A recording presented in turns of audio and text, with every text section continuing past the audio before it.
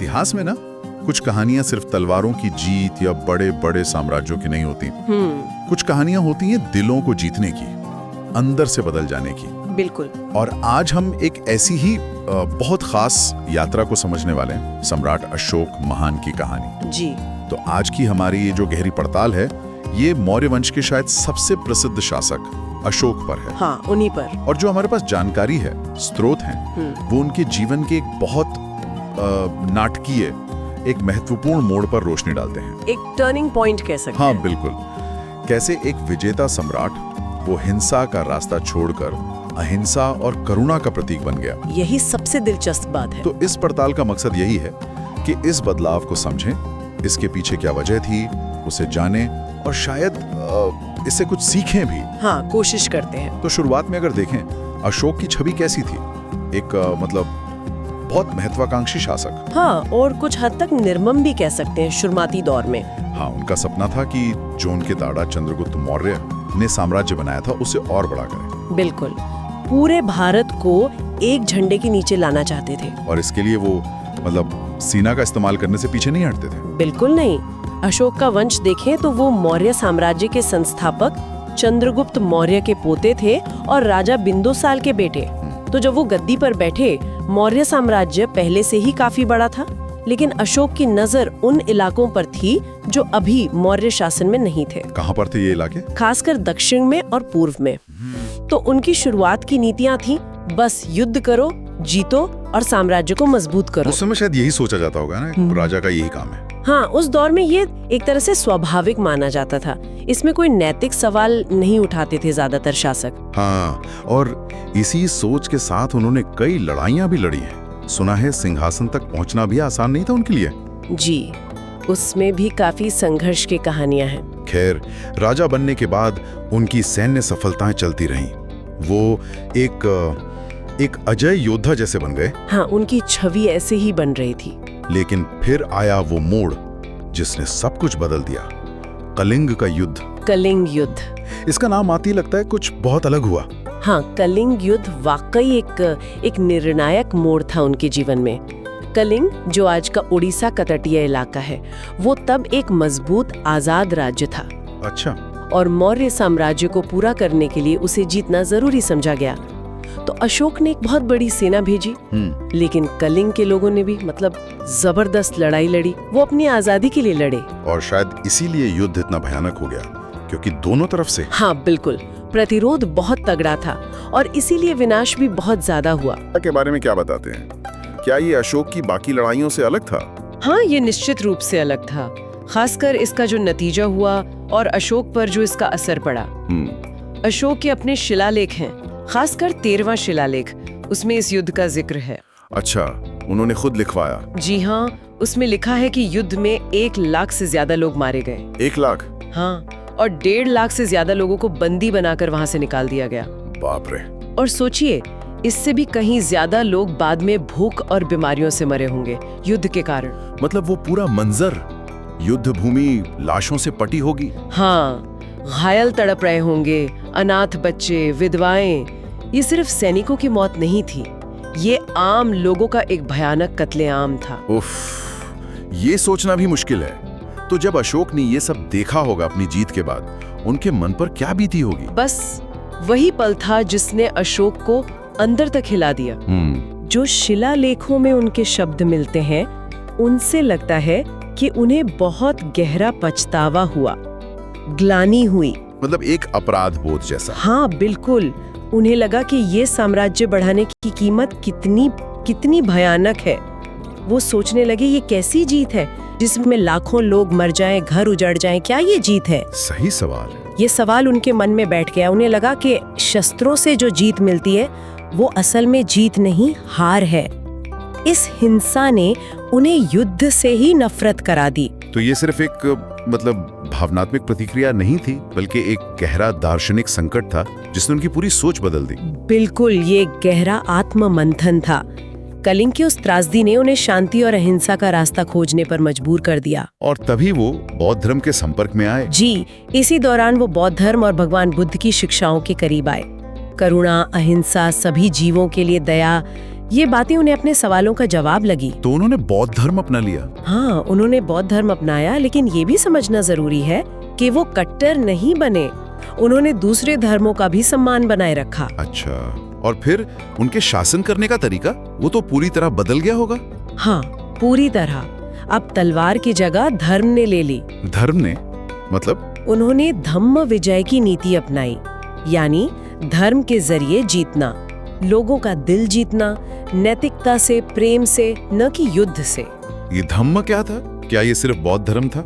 नहीं, सिर्फ बौद्ध धर्म नहीं, ये एक नैतिक कोड था एक तरह से। इसमें सच्चाई, दया, दान, पवित्रता, सहनशीलता, माता पिता गुरुओं का आदर, नौकरों दासों से अच्छा व्यवहार और सबसे जरूरी अहिंसा। ये एक यूनिवर्सल नैतिक नियम जैसा था जिसे वो अपने शासन का आधार बनाना चाहते थे। ये तो शासन की परिभाषा ही बदल देना हुआ। मतलब सिर्फ हुक्म नहीं चलाना, बल्कि एक नैतिक उदाहरण बनना। सही कहा। तो उन्होंने इस धम्म को लागू कैसे किया? क्या सिर्फ उपदेश दिए या कुछ ठोस काम भी किए? नहीं, सिर्फ उपदेश नहीं, उन्होंने इसे अपनी पॉलिसी बनाया, प्रशासन का हिस्सा बनाया। अच्छा, कैसे? सबसे पहले तो उन्होंने खुद शिकार करना बंद कर दिया, पशु बलि जैसी हिंसक चीजें बंद कर दी या बहुत कम कर दी। फिर उन्होंने बड़े पैमाने पर जन कल्याण के काम शुरू करवाए, जैसे सड़कें बनवाई, उनके किनारे छायादार पेड़ लगवाए, फल वाले पेड़ लगवाए, ताकि लोगों और जानवरों को आराम मिले, खाने को मिले। ये तो बहुत सोचा समझा कदम लगता है। हाँ, जगह जगह कुएं खुदवाए, सराय बनवाई, मतलब यात्रियों के लिए रुकने की जगह। और सबसे अनोखी बात, क्या? मनुष्यों और पशुओं दोनों के लिए अस्पताल बनवाए। जानवरों के लिए भी अस्पताल उस जमाने में? जी हाँ, ये उनकी करुणा का प्रमाण है।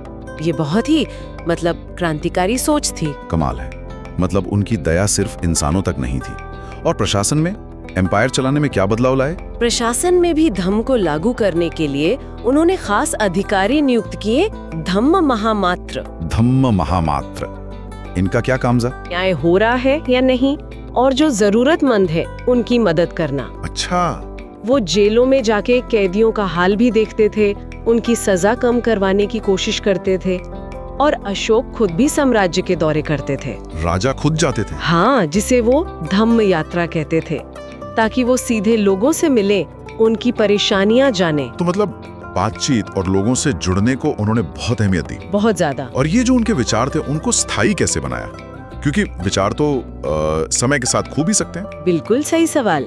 अशोक ये बात समझते थे, इसीलिए उन्होंने अपने संदेश, अपने आदेश पत्थर के खम्भों पर और चट्टानों पर खुदवाए। हाँ, वो अशोक स्तंभ और शिलालेख। जी हाँ, ये आज भी मिलते हैं भारत में, पाकिस्तान, नेपाल, अफगानिस्तान तक में। ये सिर्फ राजा के हुक्मनामे नहीं थे। तो क्या थे? ये एक तरह से जैसे कोई पिता अपनी प्रजा को अच्छी जिंदगी जीने की सलाह दे रहा हो।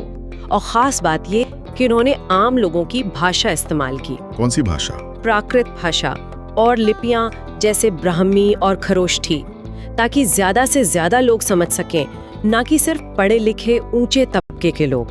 ये तो जैसे टाइम मशीन की तरह है। इन शिलालेखों से हमें अशोक के विचारों के अलावा और क्या पता चलता है? अरे बहुत कुछ। उस समय का समाज कैसा था, भाषा, लिपि, प्रशासन कैसा था, अशोक का साम्राज्य कहाँ तक फैला था, ये सब पता चलता है।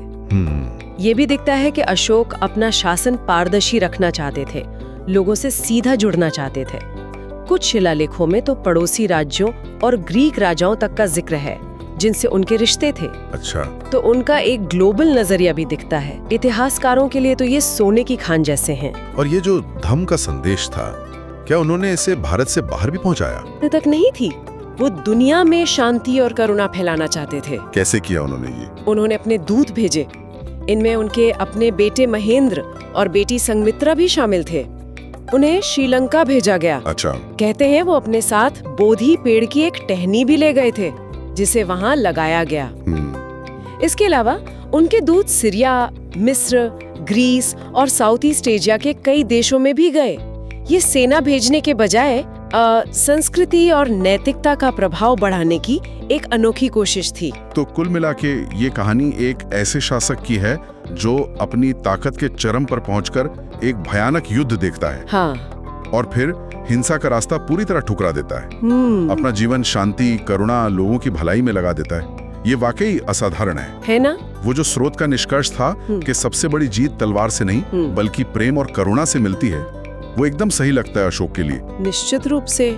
और इसी अभूतपूर्व बदलाव, इसी नैतिक हिम्मत और लोगों की भलाई के लिए उनकी लगन की वजह से इतिहास उन्हें अशोक महान कहता है। महानता सिर्फ साम्राज्य बड़ा होने से नहीं। बिल्कुल नहीं।